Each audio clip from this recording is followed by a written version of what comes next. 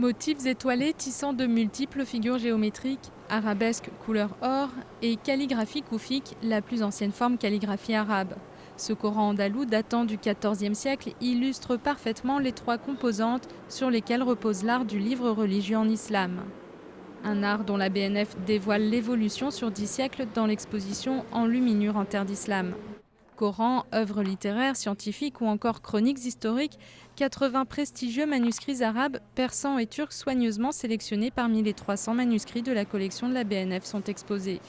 Le but de cette exposition, c'est de montrer le rapport que le monde musulman a entretenu à l'image et d'explorer le paradoxe qui existe entre un art qui, pour tout le monde, est un art qui interdit la représentation des êtres animés et le fait que nous connaissons tous de nombreuses miniatures persanes qui fourmillent de personnages et donc d'êtres vivants. Contrairement aux idées reçues, donc, le Coran n'interdit pas la figuration. On trouve ainsi de nombreuses illustrations comme dans le Shahnameh, le livre des rois. Cette œuvre littéraire, une des plus connues en Iran, est ainsi ornée de miniatures persanes. Cet art a largement été développé de l'Indonésie en Turquie, malgré les débats récurrents qu'il a suscités parmi les théologiens de l'islam au fil des siècles. Le principe n'est pas tellement la représentation en elle-même, sauf que cette représentation, il ne faut pas qu'elle fasse concurrence, si vous voulez, à Dieu. L'associationnisme, c'est le fait d'associer un Dieu à un autre Dieu. En islam, il est le premier des péchés. Donc l'islam interdit le fait de donner des concurrents à Dieu.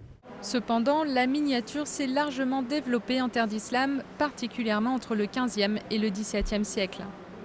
Ici, le prophète Mahomet est peint sur sa fabuleuse monture Al-Bourak, accompagné de l'ange Gabriel dans une ascension céleste jusqu'au trône de Dieu.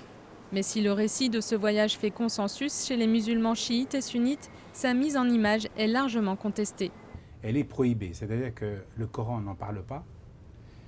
La tradition, pas plus. Pour l'instant, ce n'est pas une interdiction formelle, c'est une recommandation de ne pas peindre le prophète.